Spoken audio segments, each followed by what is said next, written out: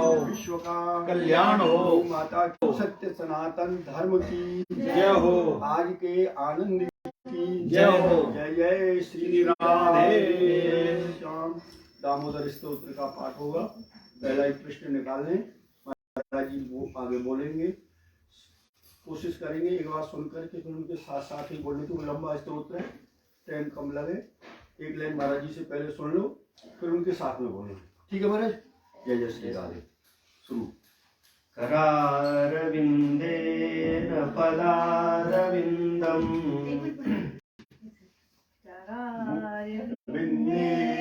पदारविन्दम् मुखारविन्दे विनिवेशयन्तम् मुखारविन्दे विनिवेशयन्तम् वटस्य पत्रस्य पुटे शयानम् वटस्य पत्रस्य पुटे शयानम् बालं मुकुन्दं मनसा स्मरामि बालं मुकुन्दं मनसा स्मरामि श्रीकृष्ण गोविन्द हरे मुरारे हे नाथ नारायण वासुदेव जिह्वे पिबस्वामृतमेतदेव जिह्वे पिबस्वामृतमेतदेव गोविन्द दामोदर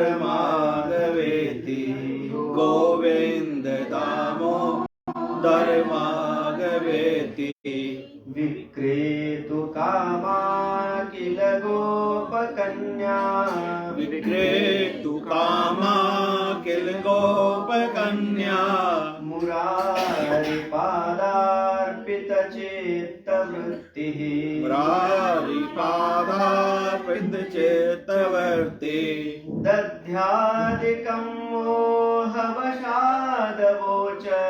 दद्यादिकं मोवशादोच गोविन्द दामोदर माधवेति गोविन्द दामोदर माधवेति गृहे गृहे गोपवधूकदम्बा गृहे गृहे गोपवधू कदम्बा सर्वे मिलित्वा समवाप्य योगम् सर्वे मिलित्वा समवाप्य योगम् पुण्यानि नामानि पठन्ति नित्यम् पुण्यानि नामानि पठन्ति नित्यम् गोविन्द दामोदर माधवेति गोविन्द दामोदर माधवेति सुखं शयानानिलये निजेऽपि सुखं शयानानिलये निजेऽपि नामानि विष्णोः प्रवदन्ति मर्त्या नमामि विष्णो प्रवदन्ति मर्त्या ते निश्चितं तन्मयतां व्रजन्ति ते निश्चिन्तं तन्मयतां व्रजन्ति गोविन्द दामोदर माधवेति गोविन्द दामोदर माधवेति जिह्वे सदैवं भज सुन्दराणि ये सदैवं भज सुन्दराणि नामानि कृष्णस्य मनोहराणि नामानि कृष्णस्य मनोहराणि समस्तभक्तादिविनाशनानि समस्तभक्तादिविनाशनानि गोविन्द दामोदर माधवेति गोविन्द दामोदर माधवेति सुखावसाने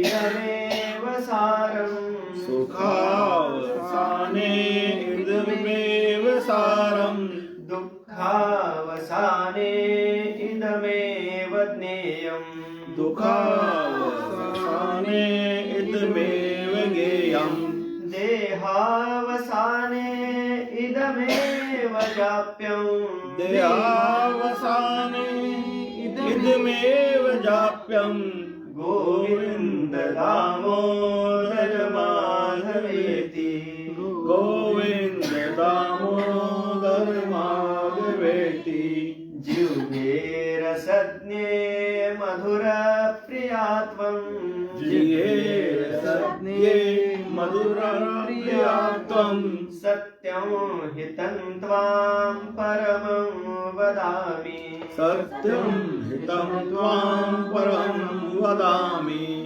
आवर्णयेथा मधुराक्षराणि आवर्णयेथा मधुराक्षराणि गोविन्द दामोदर माधवेति गोविन्द दामोदर माधवेति त्वामेव याचे मम देहि जिह्वे त्वामेव याचे मम देहि जिह्वे समागते दण्डधरे कृतान्ते समागते दण्डधरे कृतान्ते वक्तव्यमेवं मधुरं सुभक्त्या वक्तव्यमेवं मधुरं सुभक्त्या गोविन्द दामोदर माधवेति गोविन्द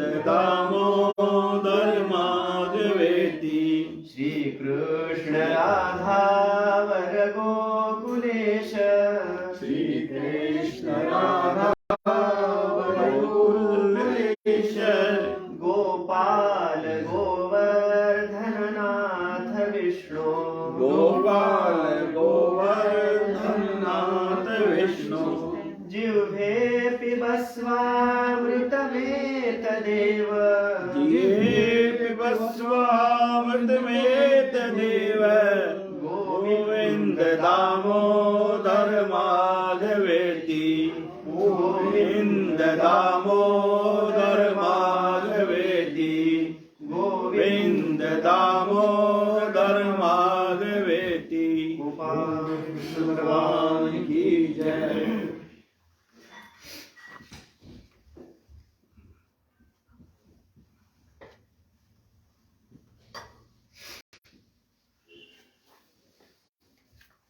नमामि सद्गुरुं शान्तं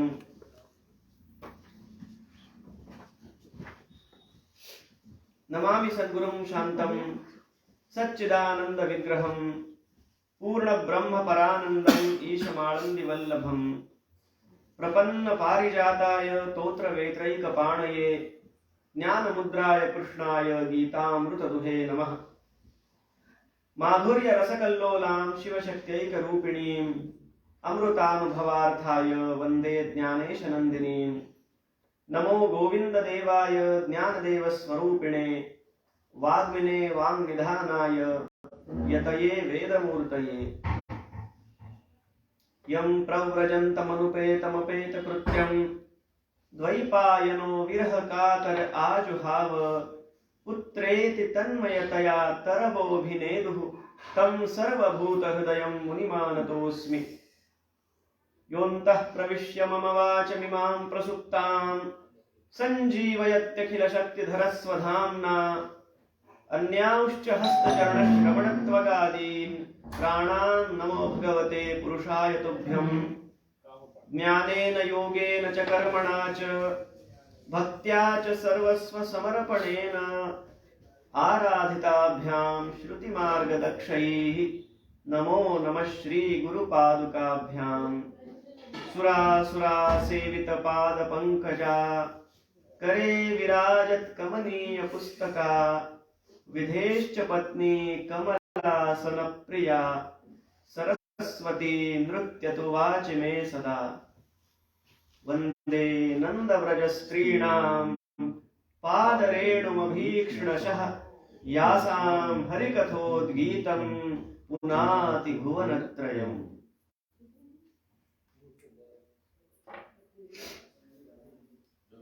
ओम नमो भगवते व्यासुदेवाय। युधिष्ठिर उवाच भगवन् श्रोतुमिच्छामि नृणां धर्मौ वर्णम वर्णाश्रमाचारयुतम यत् पुमान् विन्दते परम। कथा के क्रम में हमने कल तक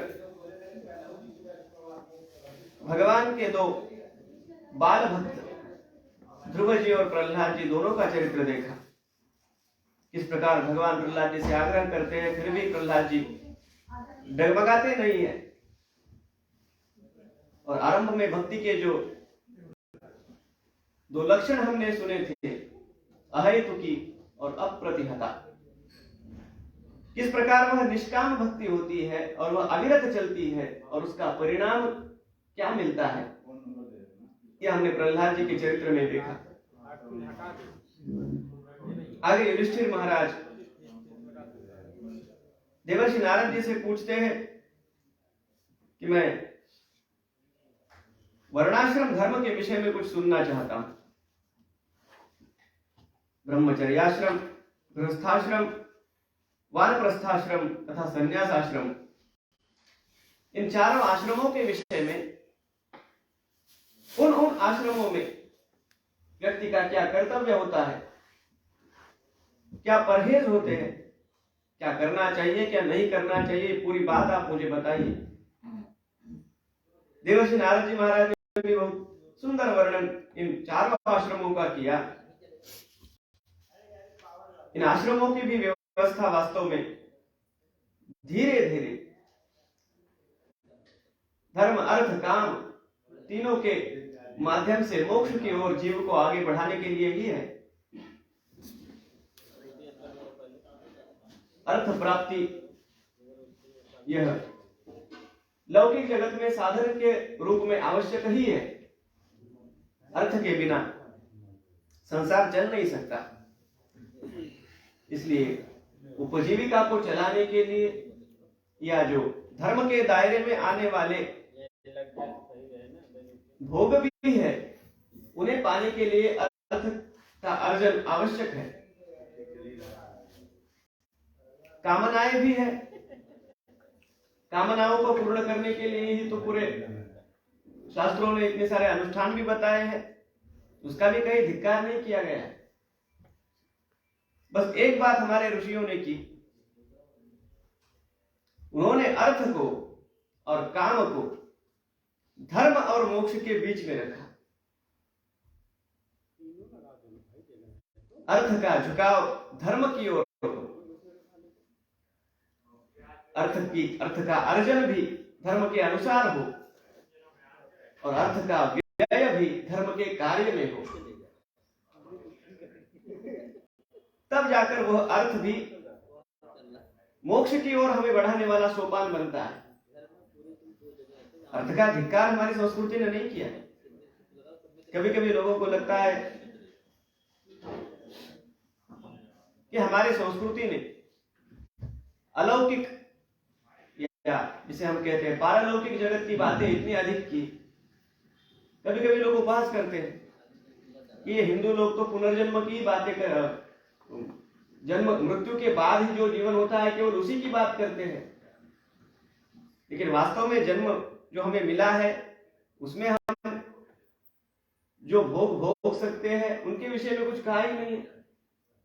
ऐसे बोलने वाले लोगों को हमारी भारतीय संस्कृति का पता ही नहीं है।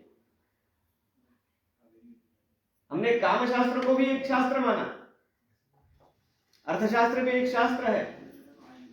इस देश का शिल्प शास्त्र, इस देश का वैद्यक शास्त्र, इस देश में जो धातु विद्या थी,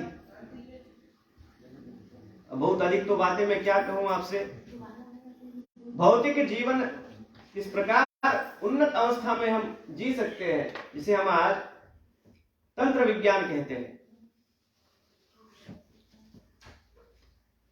ज्ञानेश्वरी में भी ये गुलाबराव महाराज ने कहा, कुछ ओवियां ऐसी थी जिनमें सुवर्ण किस प्रकार निर्माण किया जा सकता है उसकी विधि बतलाई गई थी। बाद में स्वयं ज्ञानेश्वर महाराज ने उसको एकनाथ महाराज को अपने पास बुलाकर वो हटा दिया, लोग उसका दुरुपयोग करेंगे इसलिए। लेकिन गुलाबराव महाराज को ये बात पता थी और उनके चरित्र में आता है किसी व्यक्ति को बुलाकर उन्होंने उसका प्रात्यक्षिक भी दिखाया। ये किस प्रकार संभव है? लेकिन बाद में उसे चेतावनी भी दी कि तुमने अगर इसका प्रयोग किया पूरा वंश का तुम्हारी सर्वनाश हो जाएगा। मैंने ये तुम्हें इसलिए दिखाया प्रयोग जिससे कि तुम्हें यह विश्वास हो सके कि हमारे ऋषि मुनियों की प्रतिभा वास्तव में कितनी उन्नत थी और भौतिक जीवन का भी उन्होंने किस प्रकार विचार किया। इस जीवन को छोड़ने के लिए नहीं कहा है, घर को छोड़कर ही जाएगा उसी का कल्याण होगा ऐसा नहीं कहा है। तुकाराम महाराज ने कहा सुखे ये तो घरा नारायण न लगे साधन सायास दावे वनांतरा। ये भक्ति मार्ग हमारा ऐसा है, कोई अतिरिक्त प्रयास करने की आवश्यकता नहीं है, वन में जाने की आवश्यकता नहीं है। सुखे ये तो घरा नारायण, स्वयं भगवान नारायण आपके घर चलते हुए आएंगे।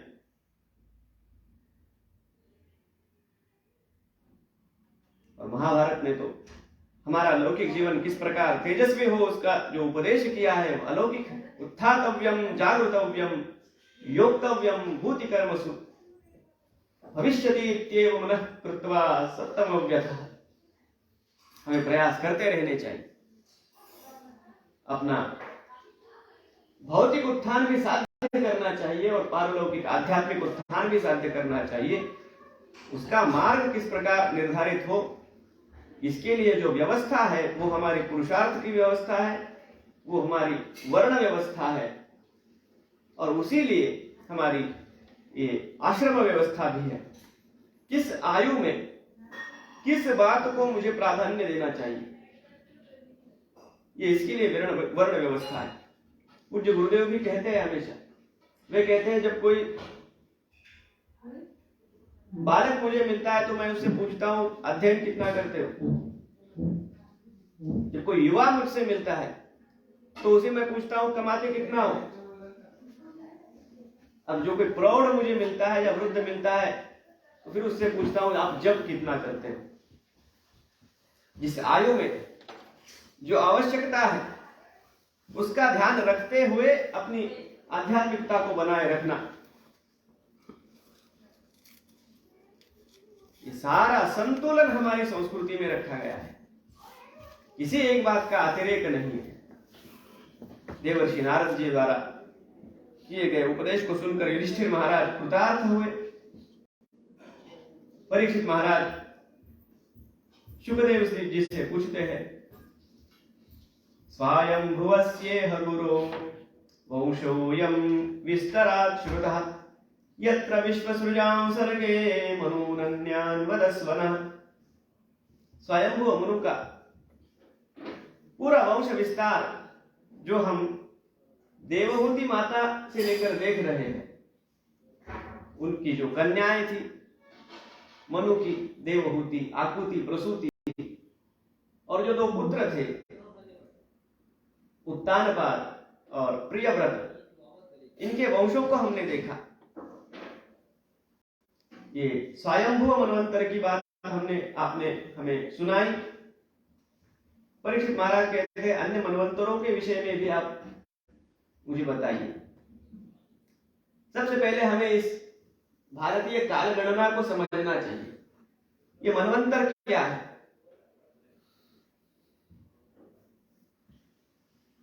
अभी अभी जो मैंने बात की, इतनी विलक्षण प्रतिभा हमारे ऋषियों की थी, आज का विज्ञान भी इन ऋषि मुनियों की प्रतिभा ने जिस प्रकार के काल का गणित किया, अरे मूल रूप में गणित ही हमने विश्व को दिया है। जहां से गणित का आरंभ होता है वह शून्य हमारे द्वारा दिया गया। हमारी भारतीय कालगणना में हम युगों को जानते हैं। 4 युग है, कृत, त्रेता, द्वापर और कली। इन युगों का वर्षों में जो परिमाण है, कलियुग की आयु, कलियुग के जो वर्ष है वे लगभग 4,32,000 वर्ष है। उससे दुगनी मात्रा में वर्ष द्वापर युग के हैं। कलियुग के परिप्रेक्ष्य में 3 गुना बड़ा त्रेता युग है और कलियुग से 4 गुना बड़ा ये कृत युग है या सत्य युग है। अब कितने कितने वर्ष इसके होंगे ये गणित आप लगाइए। कृत, त्रेता, द्वापर और कली, ये चारों युग जब बीत जाते हैं तो उसे एक चतुर्युगी कहा जाता है या एक महायुग कहा जाता है। ये चतुर्युगी जब 71 बार बीत जाए तो उसे एक मनवंतर कहते हैं। ऐसे कुल 14 मनवंतर हैं। इन 14 मनवंतरों के बीतने के बाद उस कालखंड को एक कल्प कहा जाता है। यह ब्रह्मा जी का एक दिन है, उतनी बड़ी रात्रि है और उस हिसाब से, उस गणना से 100 वर्ष ब्रह्मा जी की आयु है। तो अब आप उसका गणित कर लीजिए, कितने वर्ष हमारे, कितने वर्ष और ब्रह्मा जी के कितने वर्ष। ब्रह्मा जी की 100 वर्ष की आयु के भी 2 भाग हैं, जिसे परार्ध कहा जाता है। आधी आयु 50 वर्ष, ये प्रथम परार्ध है, और बाकी आधी आयु ये द्वितीय परार्ध है। ये सारे शब्द हम सुनते हैं जब हम पंडित जी के द्वारा कोई संकल्प ग्रहण करते हैं। संकल्प में देश काल का पूरा उच्चारण किया जाता है। मैं कहां बैठकर यह संकल्प कर रहा हूं, किस स्थान में हूं, उसका उच्चारण और उस काल का उच्चारण वहां हम सुनते हैं ब्रह्मणः द्वितीय परार्धे। अभी जो चल रहा है ब्रह्मा जी का दूसरा परार्ध है। कल्प हमने सुना, कौन सा कल्प है? तो कहा गया श्वेतवाराह कल्पे, ये श्वेतवाराह कल्प है। और मनवंतर कौन सा है? वैवस्वत मनवंतरे। युग कौन सा है? कलियुगे। उसके चरण भी है, कलि प्रथम चरणे, और फिर उसके आगे संवत्सर, आयन आदि सभी उच्चार है। कहां तक? योग करण, यहां तक। कौन सा ग्रह किस राशि में स्थित है इस समय जब मैं यहां बैठा हुआ हूं, वहां तक। कहां से लेकर? परार्ध से लेकर। हमने कभी इन बातों को सोचा ही नहीं।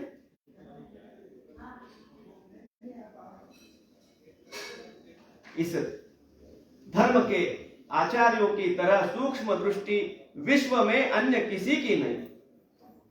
और ये मैं नहीं कह रहा हूं, ये मेरी पात्रता ही नहीं है, मेरा अध्ययन ही कितना है। ये प्रज्ञा चक्षु संत श्री गुलाबराव महाराज जैसे महात्मा ने कहा। वे कहते हैं हमारे भारतीय आचार्यों द्वारा, ऋषियों द्वारा कहा गया हर शब्द सत्य है, और ये युक्तिवाद से लोगों को समझाने के लिए मैं आया हूं। युक्ति ने पटवून देणे हा माझा बाणा, ये महाराज का वाक्य रहा। बाणा उसे कहते हैं, मेरा ब्रीद है, मेरे जीवन का ये कार्य है। जो जो ऋषियों ने कहा वो सत्य है। ये जो 14 मनवंतर है, स्वयंभुव, स्वारोचिष, उत्तम, तामस, रैवत, चाक्षुष, और उसके आगे वैवस्वत आदि, सावर्णी, ब्रह्म सावर्णी, दक्ष सावर्णी, रुद्र सावर्णी आदि आदि। उन मनवंतरों में से स्वयंभू मनवंतर का हमने वर्णन सुना। परीक्षित महाराज कहते हैं आगे भी जो मनवंतर हुए, यत्र यत्र हरेर जन्म कर्माणि च महीयसः गृह्णन्ति कवयो ब्रह्मं तानि नो वद शृण्वताम्। कहते कहते एक एक मनवंतर का वर्णन सुखदेव जी महाराज करते हैं। और उसमें एक बात वे कहते हैं कि राजन, तामस नामक मनवंतर में भगवान ने एक गजेंद्र के लिए अवतार धारण किया और उसका उद्धार किया, नक्र से उसे छुड़ाया। तो राजा का उत्साह तो इस बात के लिए था कि भगवान की कथा सुने। बादरायण एतत्ते श्रोतुमिच्छामहे वयम हरिर्यथा गजपतिं ग्राहग्रस्तममुमुचत्। शुकदेव महाराज ने कहा, राजन सुनो।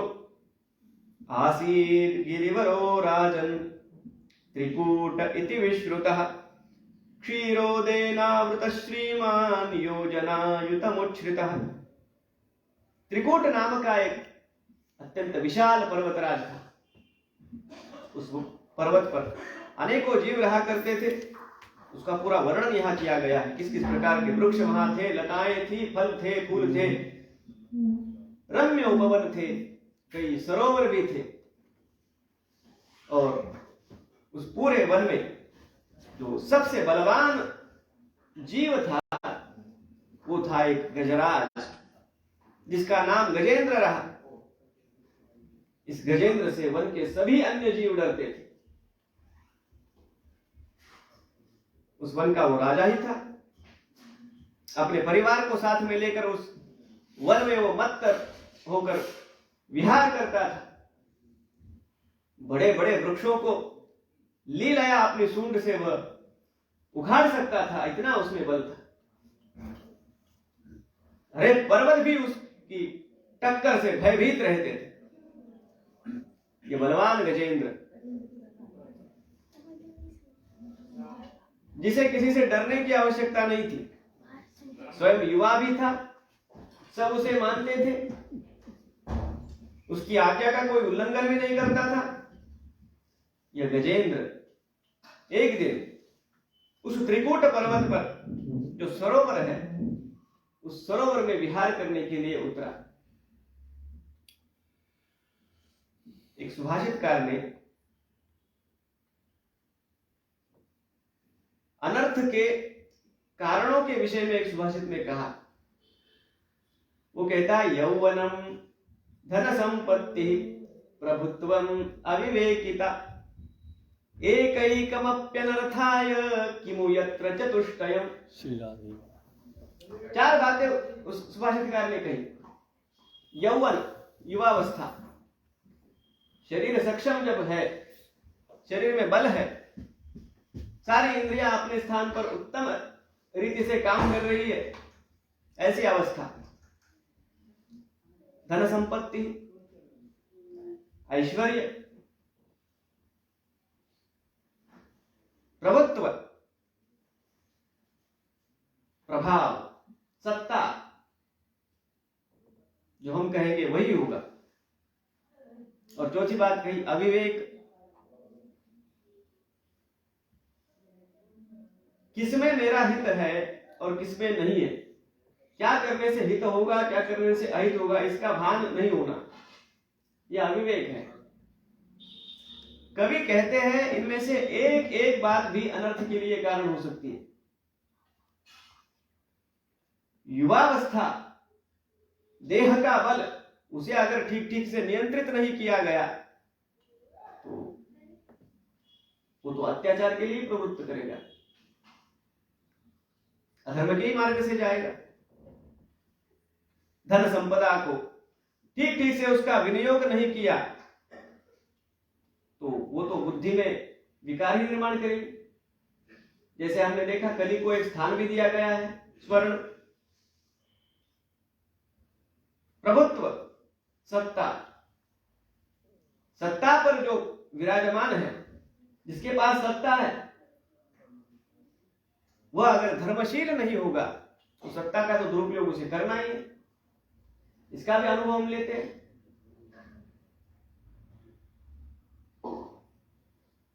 सत्ताधीश ने तो किस प्रकार धर्मशील होना आवश्यक है, ये बात केवल हमारे परंपरा की नहीं, ये प्लेटो ने भी कहा, जो जो ग्रीक विचारवंत रहा, उसने कहा या तो जो धार्मिक है, जो नीतिमान है, उसे राजा बना दो, या जो राजा है उसे धर्मशील बना दो। ये दोनों बातें जब हम एकत्रित देखेंगे, जो धर्मशील भी है, नीतिवान भी है और उसके पास सत्ता भी है, ऐसा होगा तभी कल्याणकारक वो शासन हो पाएगा, प्रभुत्व। नहीं तो ये सत्ता तो अनर्थ की ओर ही बढ़ा रही। अविवेक, ये इसकी तो कथाएं हमने बहुत सुनी है। ये अविवेक किस प्रकार सर्वनाश की ओर ले जाता है। अब ये एक एक बात भी हमें अनर्थ की ओर बढ़ाती है। जो युवा भी है, जिसके पास धन भी है, सत्ता भी है और स्वयं अविवेकी भी है, उसकी तो क्या कहे। कवि कहता है ये गजेंद्र की अवस्था अगर हम देखेंगे, उसके पास सब कुछ है, स्वयं इतना बलशाली भी है, सब उसकी बात मानते हैं, वो राजा ही है उस जंगल का। विवेक कौन सा नहीं है उसके पास। उसके पास यह विवेक नहीं है कि जो भी मेरे पास है, ये कह नहीं सकते कि वह हर पल और कितने ही समय तक मेरे पास ही रहेगा। उस गजेंद्र को यह भान नहीं है कि उसके जीवन के सरोवर में एक काल नाम का मगरमच्छ भी रहता है, ये नकर भी रहता है। उसे लगता है मैं जहां जाऊंगा वहां मुझे सुख ही मिलेगा, मुझे भोग ही मिलेंगे। अपनी मृत्यु के विषय में पूरी तरह से उसे विस्मरण हुआ। समर्थ रामदास स्वामी महाराज ने कहा मरणाचे स्मरण आसावे। हमारी मृत्यु का हमें स्मरण होना चाहिए, उसे भयभीत नहीं होना है या उससे उदास भी नहीं होना है, केवल स्मरण हो। मरणाचे स्मरण आसावे, हरि भक्ति से सादर भावे। गजेंद्र को यह स्मरण नहीं, यही उसका अविवेक है। उस जल में, सरोवर में अपने पूरे परिवार के साथ वह गजेंद्र उन्मत्त होकर क्रीड़ा कर रहा है।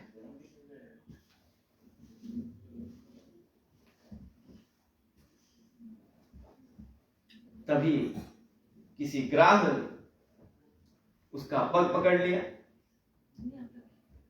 अब उसने ये सोचा किसी तुच्छ जीव ने मेरे पग को पकड़ा है, तो वो हल्का सा झटका देकर छुड़ाने का प्रयास करता है। हल्के से झटके से काम नहीं हुआ, उसने थोड़ा जोर लगा दिया। अभी भी वो गंभीर नहीं है, उसकी जल क्रीड़ा चल रही है। अरे कुछ देर हो गई, ये छोड़ ही नहीं रहा पग। उसे क्रोध आ गया। क्रोधवश उसने और अधिक बल का प्रयोग किया। जितने जितने बल का वह प्रयोग कर रहा है, उसकी प्रतिक्रिया में वह नक्र और अधिक बल से उसे खींचता जा रहा है। अब उसकी समझ में ये बात आ गई कि ये कोई मेरे स्तर का कोई बलवान जीव है। अब अपना पूरा बल लगाकर, पूरा जोर लगाकर गजेंद्र उससे अपना पग छुड़ाना चाहता है। कोई तो आपत्ति हमारे स्वामी पर आई है। ये बात अब उसके परिवारजनों को भी ये समझ में आने लगा।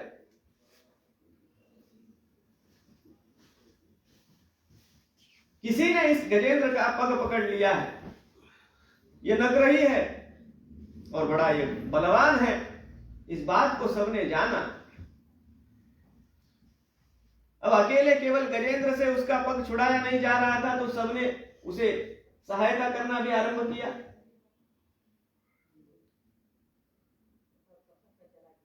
एक कतार में सब खड़े थे।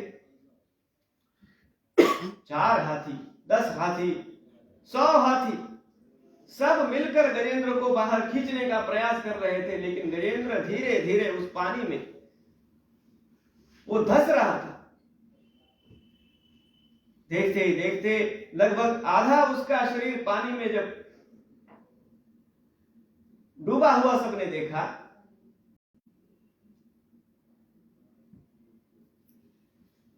परिणाम कुछ ये हुआ, कुछ देर तक तो सभी वहां रुके। अब सभी को भूख भी लगती है, प्यास भी लगती है, तो सबने सोचा कुछ हाथी यहां रहेंगे, कुछ अपने कलभों को, जो छोटे बालक भी हाथी के, उन कलभों को लेकर कहीं जाएंगे, कुछ खा पी कर उनके लिए भी खाने पीने के लिए कुछ लाएंगे, क्योंकि लगता तो नहीं है कि इतने सत्वर अब ये काम होने वाला है, कितनी देर लगेगी पता नहीं। तो कुछ हाथी वहां रुके, कुछ चले गए। जो चले गए थे 10 चले गए थे, उनमें से 1-2 ही वापस आए। अब डूबते को कौन पूछे? सबकी समझ में अब एक बात अब आने लगी कि गजेंद्र तो इस संकट से अब बाहर आना कठिन है। गजेंद्र को तो ये लगता था कि सब मेरा सम्मान करते हैं, सब मेरी आज्ञा मानते हैं, उसके पीछे इन सब का प्रेम ही है। उसे ये पता नहीं था 10 में से किसी एक का प्रेम होगा, बाकी 9 तो केवल उससे भयभीत थे, इसलिए उसकी आज्ञा मानते थे, जिन्हें अब ये पता चला कि इसे डरने की कोई आवश्यकता ही नहीं है, वे तो चले गए। कुछ लोग ऐसे थे जो उससे डर कर उसकी आज्ञा में रहते थे, और बाकी तो कुछ आधे ऐसे थे उससे कुछ मिलेगा इस आशा से उसके पीछे पड़े हुए थे। उसका जो प्रभाव है, उसके कारण जो भयभीत थे, उन्होंने ये जाना कि अब इसके पास कोई प्रभाव नहीं है, वो छोड़ के चले गए। जिनको उससे कुछ आशा थी, उन्हें ये पता चला अरे अब इसके पास कुछ नहीं है, कुछ ही क्षण इसके बचे, इससे हमें क्या लाभ होगा? क्योंकि कुछ तो उसके आगे पीछे इसलिए रहा करते थे कि इसके बाद वन के राजा के रूप में ये हमें बनाएगा। अब ये राजनीति में भी तो हम यही देखते हैं, मंत्री जी के आगे पीछे सब करते हैं। कब तक? जब तक वो मंत्री जी है। मान लो उनके पीछे ईडी लग गई और अब लगने लगा कि इनके तो ऊपर कुछ हो नहीं सकता। अरे जो आगे पीछे रहा करते थे, कहीं वो मुंह भी नहीं दिखाते हुए, अब क्या मिलेगा इससे? ये संसार यही है। ये सब गजेंद्र डूबते डूबते देख रहा था। 100 हाथी थे, 70 रह गए, 50 रह गए, 40, अब तो केवल उसका परिवार ही रहा। परिवार के भी कुछ ही लोग रहे, कुछ हाथी नहीं आ रही, बाकी तो अपने अपने कलभों को लेकर चली गई।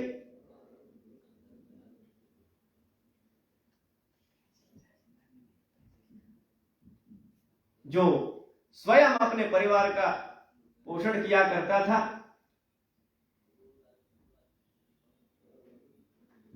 कुछ फल खाने की इच्छा अगर उसके कलभ ने उसके सम्मुख की, अरे पूरा पेड़ उखाड़ कर वो ला लेता था। अब वो गजेंद्र किसी के लाए हुए कुछ फल खाने लगा, दुर्बल हो गया, परावलंबी हो गया, अपने बल से कुछ नहीं कर सकता, कुछ लाया जाएगा तब खाएगा। एक बात उस गजेंद्र के ध्यान में आने लगी, मेरा बल अब हर क्षण कम होता जा रहा है। अब तो वो अपने पग को निकालने का स्वयं प्रयास भी नहीं कर सकता था। और कुछ क्षण बीते, कुछ घंटे बीते, उसने पाया पूरे उस सरोवर में वो केवल अब अकेला है, आगे पीछे कोई नहीं है, न उसके कोई इष्ट मित्र है, सगे संबंधी है, तो उसके परिवार के भी कोई है। पहली बार गजेंद्र अकेला हो गया। इससे पहले कभी वो अकेला था ही नहीं। अरे जब भी चलता अपनी सेना को साथ में लेकर चलता। 10 गाड़ियां आगे 10 गाड़ियां पीछे। अब तो अपनी गाड़ी उसके पास नहीं। इस प्रकार का एकांत कभी उसने अनुभव किया ही नहीं था। आज पहली बार एकांत उसने पाया। तब वो जन्म से लेकर आज तक वास्तव में मैंने क्या कमाया, क्या पाया, अरे किसके लिए मैं ये सब कर रहा था, इन बातों के विषय में अब सोचने लगा। इसीलिए कपिल महाराज के उपदेश में जो हमने सुना, उसमें उन्होंने विविक्त क्षेम सेवनम ये एक बात कही। कुछ न कुछ समय निकालकर हर किसी को एकांत का सेवन करना चाहिए। जब हम अकेले बैठते हैं, एकांत में बैठते हैं, तभी हम वास्तव में अंतर्मुख होकर कुछ सोच सकते हैं। गजेंद्र ने सोचा अब ये अंतर्मुख होने का समय है, लेकिन वास्तव में बहुत देर हो चुकी थी। ये गजेंद्र की कथा किस लिए सुनना है? गजेंद्र को तो देर हो गई थी। हम ये नहीं सोचे कि ये गजेंद्र की कथा है और हम केवल वो रंजन के लिए सुन रहे हैं। ये हर जीव की कथा है। हर जीव उस गजेंद्र की तरह है। पता नहीं है किसका पग उस मगरमच्छ के मुख से कितने अंतर पर है। बढ़िया बात तो यह है, अरे जब वो पकड़ लेता है पग को और हमारी इंद्रियां भी काम करना कम कर देती है, हमारा शरीर भी दुर्बल हो जाता है। बढ़िया तो यह है, जब तक अभी तक उसने पग को पकड़ा नहीं है, तभी से इस बात का चिंतन करे कि वास्तव में मेरा कौन है।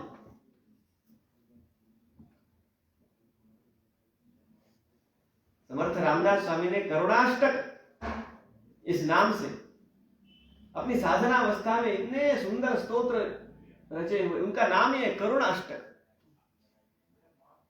बड़े करुण भाव उसमें है। ये बड़े प्रसिद्ध भी है महाराष्ट्र में।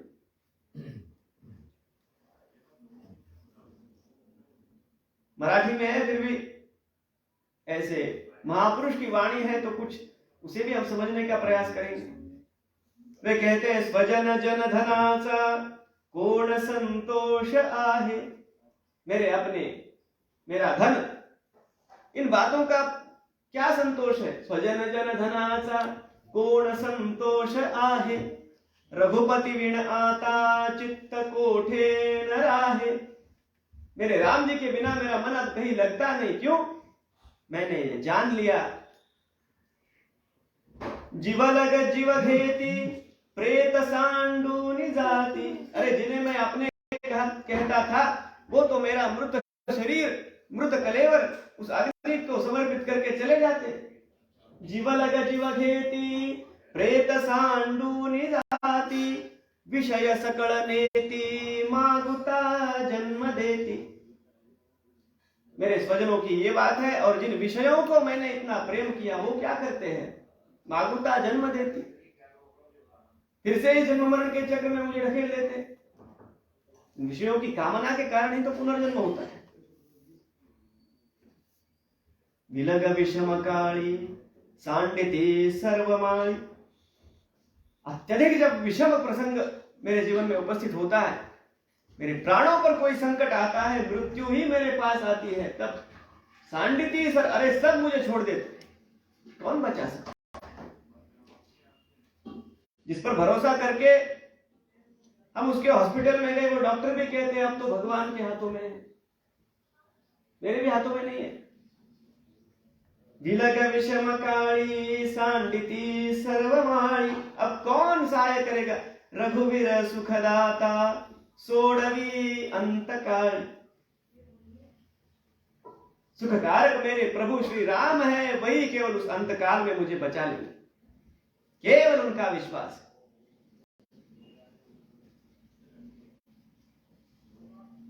आज पहली बार जीवन में गजेंद्र ने उस परम शक्ति का स्मरण किया, भगवान का उसे स्मरण हुआ। जब तक हमारी वृत्ति बाहर भाग रही है तब तक अंतर्मुख होकर हम भगवान का स्मरण चिंतन नहीं कर सकते। बाहर देखते हुए, बाहर के विषयों में रमते हुए हम भगवान की भक्ति का ढोंग तो कर सकते हैं। अरे बहुत सारे लोगों का तो वो उनकी भक्ति भी केवल दिखाने के लिए। ज्ञानेश्वर महाराज कहते हैं, जयांती भजने भोगासाठी। उनका भजन भी होता है ना, भोगों के लिए होता है। भगवान के सामने भी ऐसे अकड़ के बैठेंगे, भगवान के सामने भी, और आंखों में आंसू है। किस लिए है? मुझे भी लोग देखिए मैं कितना भावुक होता हूं।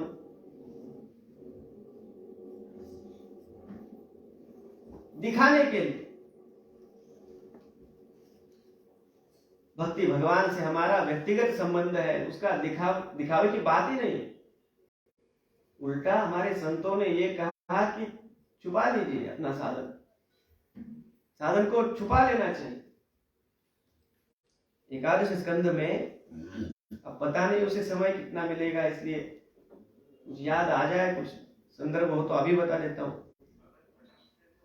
भगवान अवधूत के द्वारा जो 24 गुरुओं की बात कही गई उन्होंने की, उनमें से एक गुरु उन्होंने समुद्र को भी माना, सागर को माना। किस लिए सागर गुरु है? उन्होंने कहा सागर के उदर में अनेकों रत्न है, मोती है, लेकिन वो किसी को दिखाता नहीं है। गहराई में उसके हम उतरेंगे तब जाकर उन रत्नों को हम देख पाएंगे, उन मोतियों को देख पाएंगे। ऊपर से तो दिखता ही नहीं, ऊपर से केवल पानी दिखता है, लहरें दिखती है, नमक दिखता है, नमक ही मिलता है, बाहर सागर से क्या मिलता है। लेकिन भीतर उसके रत्न है, वो किसी को दिखाता नहीं, दिखाने के लिए है ही नहीं। जो साधक अपने साधन को छुपाता है, वास्तव में यह आंतरिक संबंध है भगवान, दिखाने की बात नहीं। पहली बार आज गजेंद्र अंतर्मुख हुआ। हमारी इंद्रियों को भीतर मोड़ना, हमारे मन को भीतर मोड़ना, इसी को योग में प्रत्याहार कहा गया। यम, नियम, आसन, प्राणायाम, और उसके बाद आता है प्रत्याहार। प्रत्याहार क्या है? इस शब्द को हम समझें। प्रति आहार, कोई एक वस्तु है, उसके पर्याय में जो वस्तु दी जाती है उसे कहते हैं प्रति। एक होता है बिंब, उसी के जैसा जो है वो है प्रतिबिंब। एक होता है आहार और एक होता है प्रत्याहार। आहार कौन सा है? इंद्रियों का आहार जो हम भोग रहे हैं, कानों से कुछ अच्छे शब्द सुन रहे हैं, जिह्वा से मधुर रस चख रहे हैं, त्वचा को मुलायम स्पर्श की अपेक्षा है, नासिका को सुगंधी की अपेक्षा है, आंखों को सुंदर रूप, सुंदर से चित्र देखने की अपेक्षा है। ये हमारे इंद्रियों के आहार है। ज्ञानेंद्रियों के ये शब्द, स्पर्श, रूप, रस, गंध, ये आहार ही है। इनका ये सेवन करते हैं। मन इन इंद्रियों के माध्यम से इन सारे विषयों का सेवन करता है। ये हुआ आहार। जिनके कारण, जिनकी आसक्ति से मन इंद्रियों के माध्यम से बाहर भागता है, वे सारे विषय मन को उसके भीतर ही उपलब्ध करा देना, जिससे कि वो बाहर न जाए। उसका आहार उसे भीतर ही देना, ये प्रत्याहार है। कैसा आहार दे? नासिका को सुगंधी अच्छी लगती है, भगवान के दिव्य स्वरूप का ध्यान करते हुए कहा गया, उनके गले में जो तुलसी की माला है, अनुभव कीजिए उसकी सुगंधि को मन के भीतर। भगवान का जो सुंदर हमने देखा किस प्रकार का भगवान का स्वरूप है, उसका पूरा वर्णन कपिल महाराज ने किया। उसे हम अपने मनश्चक्षुओं से देखें, ये हमारी आंखों के लिए मन के भीतर ही हमने आहार उत्पन्न किया। भगवान के स्पर्श का अनुभव करें, भगवान की प्रसादी की उस स्वाद का अनुभव करें, भगवान की दिव्य वेणु के उन स्वरों को अपने कान से बाहर से नहीं मन के भीतर ही सुने। साधना जब आगे बढ़ती है, साधक ये अनुभव करता है मन में जो भावना उसने की, वास्तव में वह पदार्थ उसका अनुभव बाहर भी वो करने लगता है। दिव्य ध्वनि साधक को सुनाई देती है अपने कानों से, क्योंकि मन में उसने उसका अभ्यास किया। ये प्रत्याहार है, लेकिन ये तभी संभव है जब हम अंतर्मुख हो पाएंगे, और हम तभी अंतर्मुख हो पाएंगे जब कभी हम एकांत का अभ्यास करेंगे। अरे अकेला बैठा ही नहीं जाता, किसी के साथ बात किए बिना तो समय नहीं गुजरता। साधना नहीं हो सकती इससे। पहली बार गजेंद्र आज अकेला है, संकट में है, मृत्यु को अपने समीप देखता है। एवं व्यवसितो बुद्ध्या समाधाय मनोहृदि जजाप परमं जाप्यं प्राग्जन्मन्यनुशिक्षितम्। राजन, ऐसी प्रतिकूल परिस्थिति में उस गजेंद्र ने अपने बुद्धि को, अपने मन को, अपनी मन की वृत्तियों को समेट लिया। जजाप परमं जाप्यम, मन से वो भगवान का स्मरण कर रहा है। किस कारण कर रहा है? प्राग्जन्मन अनुशिक्षितम, ये पिछले जन्म के उसके संस्कार है।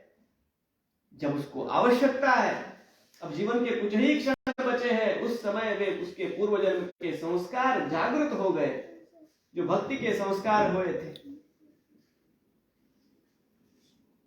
और उसने दिव्य स्तोत्र भगवान का गाना आरंभ किया। ओम नमो भगवते तस्मै यत एतच्चिदात्मकं पुरुषायादि बीजाय परेशाय धीमहि।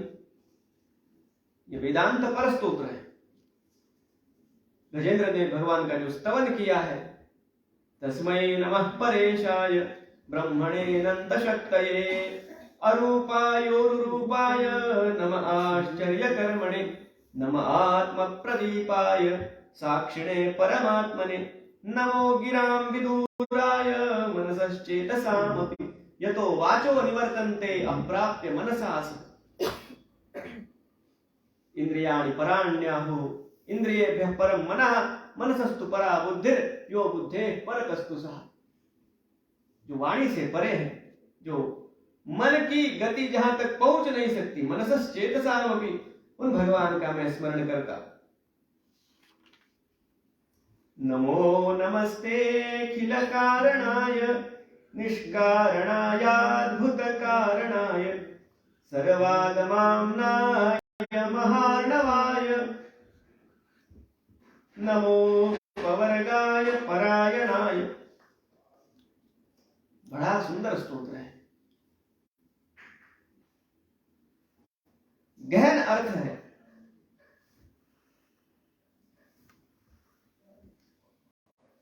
संकट काल में, जीवन के अंत काल में इस स्तोत्र के पाठ का विशेष महत्व है।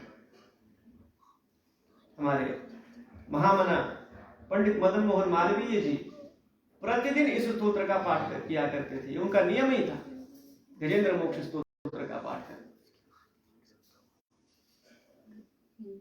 दिव्य स्तवन गजेंद्र ने भगवान का किया। समय आगे बढ़ता जा रहा था, अपना भी समय आगे बढ़ता जा रहा है। गजेंद्र आधे से अधिक पानी में डूबा हुआ था। एक समय ऐसा आया केवल उसका मस्तक पानी से बाहर है। सारे देवता आकाश मंडल में खड़े थे, गजेंद्र को डूबता हुआ देख रहे थे। इनमें से कोई भी आकर गजेंद्र को बचा सकता था, कौन सी बड़ी बात है। लेकिन आ कोई नहीं रहा था, क्योंकि गजेंद्र इनको बुला ही नहीं रहा था। अब बिना बुलाए कोई आता कैसे? सबको लगता था हमारा भी कोई सम्मान है कि नहीं, आत्मसम्मान। वो भी तो हमें देख रहा है, हम हैं यहाँ खड़े, बुलाए हमें, हम जाएंगे। अब गजेंद्र के लिए विडंबना ये हो गई थी, जो सम्मुख उपस्थित है सभी, उसे बचा सकते भी है, उनको ये बुलाता नहीं है। और जिनको ये बुला रहा है कब से, वे आते नहीं है। केवल अब उसका मस्तक बचा है पानी के ऊपर। प्रयास तो उसने छोड़ ही दिए, कब के छोड़ दिए। वैसे भी जीव जब तक अपनी ओर से प्रयास छोड़ नहीं देता है, भगवान आते भी नहीं, तब तक प्रयास करते रहे। साधना में एक अवस्था ऐसी आती है कि सारे प्रयास छूट जाते हैं। ठाकुर जी अब आप ही देखिए, आप ही जानो, तभी ठाकुर जी आते हैं। पूर्ण शरणागति ये जब तक होती नहीं, भगवान नहीं आते। शरणागति ही अंतिम सिद्धांत है। भगवान की प्राप्ति का अन्य कोई मार्ग नहीं है, कोई नहीं है। कितने भी ग्रंथ हम सुने, कितने भी ग्रंथ पढ़े, जाने, ध्यान करे, योगाभ्यास करे, कोई भी तप करे, अनुष्ठान करे, जो चाहे करे, ये सब छोड़कर भगवान को बिना समर्पित हुए उद्धार तो हो ही नहीं सकता। अरे इसीलिए हमारे पंडित मधुसूदन सरस्वती जी महाराज भी तो वेदांत के शिरोमणि, जिनके बारे में मैंने पूज्य गुरुदेव से ही सुना था कि ऐसा कहा जाया करता था, मधुसूदन सरस्वती महाराज को कितना ज्ञान है ये तो केवल सरस्वती ही जानती है। वे अद्वैत वेदांत के इतने शिरोमणि आचार्य भी कहते हैं, वंशी विभूषित करान्नवनीरदाभात् पीतांबरादरुण बिंब फलाधरोष्ठात् पूर्णेन्दु सुंदर मुखादरविंद नेत्रात् कृष्णात् परं किमपि तत्त्वमहं न जाने। कृष्ण के सिवा, उस सांवरे के सिवा मैं कुछ भी नहीं जानता। वे सब भूल गए। जो भी पढ़ा है वो भूलने के लिए हम पढ़ रहे हैं, इसे समझना होगा। ये ज्ञान का पूरा भार लेकर भगवान के पास नहीं जाया जाता। ये तो केवल इसलिए है कि हमारी बुद्धि में कोई शंका न रहे। ये ज्ञान की चर्चा इसलिए है, अगर वो अहंकार कोई बढ़ाता रहा तो उसे फेंक ही देना चाहिए।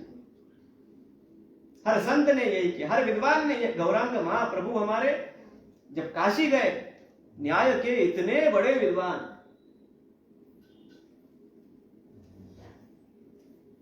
कोई उनके जैसा विद्वान नहीं है। काशी में पंडितों की सभा में गए, सबने इधर उधर देखा, महाराज कहां बैठे, उनके लिए आसन सिद्ध कर रखा है। कहां बैठे? अरे जहां सब सारे पंडितों की पगरखियां रखी हुई थी, वहां जाकर गौरांग महाप्रभु बैठ गए। बोले मेरा यही स्थान, छोड़ दिया।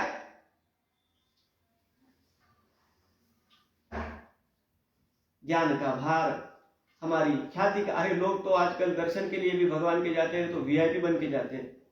वीआईपी की एक अलग कतार होती है।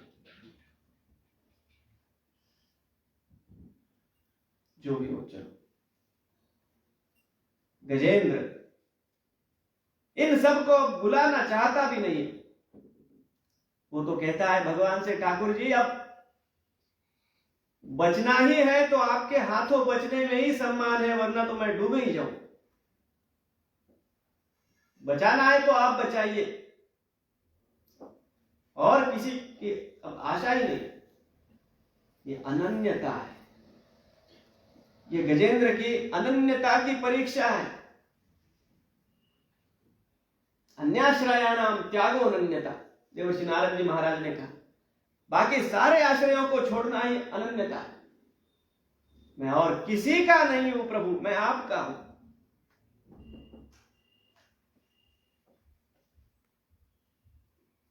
गजेंद्र ने कहा, प्रभु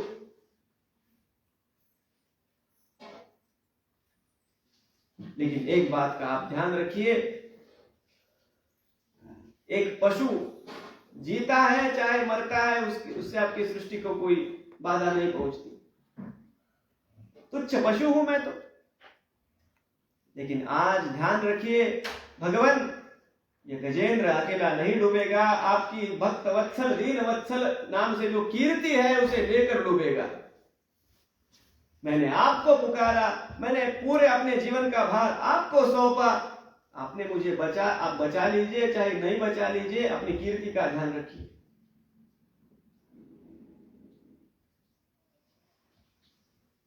कितने संतों ने भगवान को अपने इस वृद्ध को स्मरण कराया है।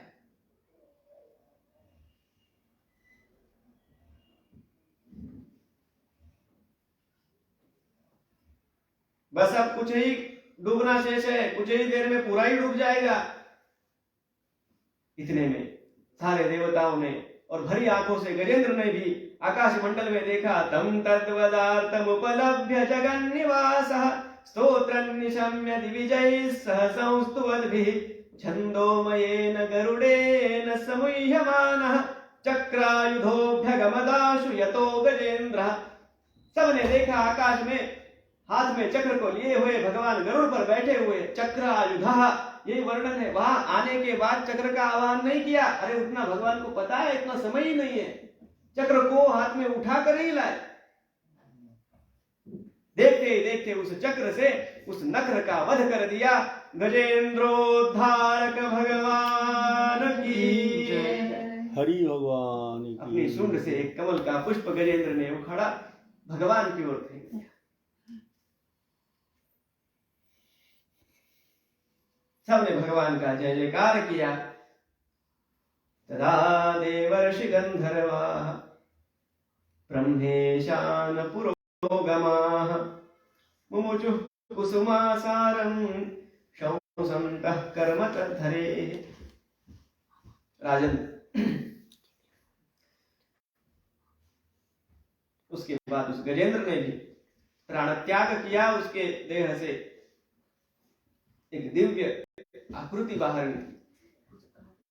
जो नक्र था, ग्राह था, वह पूर्व जन्म का हुहु नामक गंधर्व था, जो देवल ऋषि के शाप से उस नक्र की योनि में आया हुआ था। और ये जो गजेंद्र है वह भी कोई ऐसा वैसा जीवात्मा नहीं था, पुण्यात्मा था, वह राजर्षि था। इंद्रद्युम्न उसका नाम रहा। एक बार ध्यान लगाए हुए वो बैठा था और उसके सम्मुख भगवान अगस्त्य महाराज आए। उसने देखा नहीं, जानबूझ के नहीं किया उसने, लेकिन अनजाने में ही अगस्त्य महाराज का जो अवमान हुआ, उन्होंने शाप दिया। उनके शाप के कारण उसे इस गजेंद्र की योनि में आना पड़ा। गजेंद्र का उद्धार हुआ। राजन्नुलितमेतत्ते हरेः कर्माधनाशनम् गजेंद्र मोक्षणं पुण्यं रैवतं त्वन्तरं शृणु।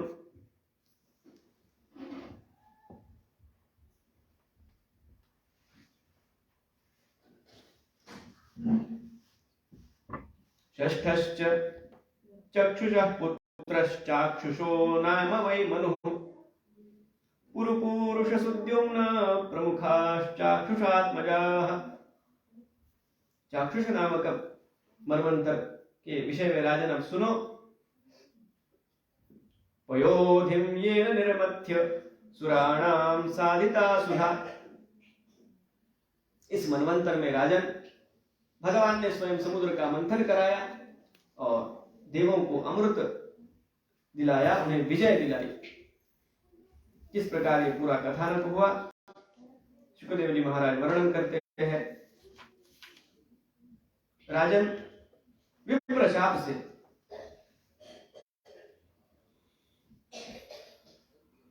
इंद्र की सारी संपदा, सारा ऐश्वर्य सागर में डूब गया।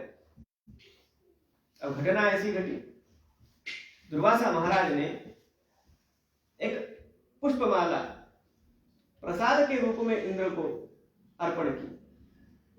इंद्र ने वह पुष्पमाला अपने गले में धारण करने की बजाय ऐरावत के मस्तक पर रख दी। ऐरावत ने अपने सूंड से वो नीचे गिरा दी और उस पर अपना पग रख दिया, कुचल ही दिया। ये सब दुर्वासा महाराज ने देखा। उन्होंने कहा, ब्राह्मण के द्वारा, ऋषि के द्वारा प्रदान किए गए प्रसाद की का मूल्य तुम जानते नहीं हो। इस प्रकार का ऐश्वर्यवान रहने का तुम्हें कोई अधिकार नहीं, तो उसे ऐश्वर्य भ्रष्ट ही कर दिया। प्रसाद का अवमान कभी नहीं होना चाहिए।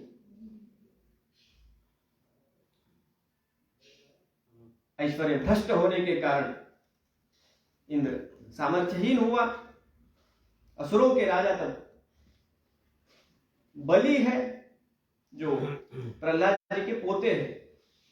प्रहलाद के पुत्र है विरोचन, उनके पुत्र है बलि, जो विरोचन के पुत्र होने के कारण वैरोचनी भी कहलाए।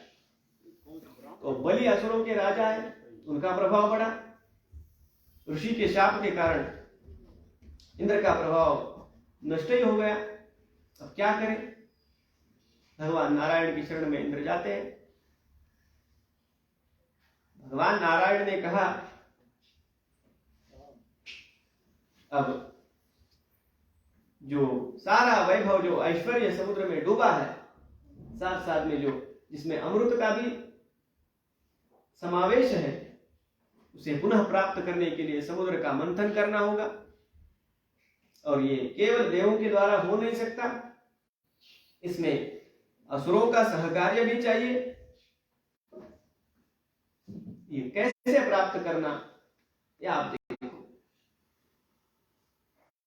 लेकिन एक बात आपको बताता हूं, बढ़िया तो आप देवों के लिए यही होगा कि असुरों से समझौता कर लो, क्योंकि उन्हें अब आपको उनकी आवश्यकता है। जो भी बात वो कहे, जो भी शर्त रखे, उसे मान लो। अपनी बात वहां मत चलाओ। हमारा सामर्थ्य अपना देखकर हमें बात करनी चाहिए। बलि से उसने बात की, समुद्र का मंथन करना आवश्यक है। बलि ने कहा, अगर मंथन होगा तो जो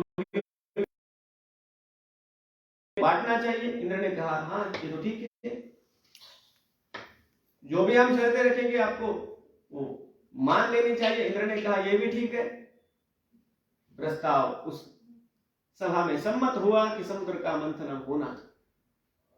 किस प्रकार होगा सारी व्यवस्था? असुरों ने कहा, ये तो हमारा अवमान है। पूछ तो सर्प का या किसी भी पशु का स्थान होता है, मुख का स्थान तो हमें चाहिए। अब इंद्र ने तय कर रखा था, विवाद तो होने ही नहीं देना। ठीक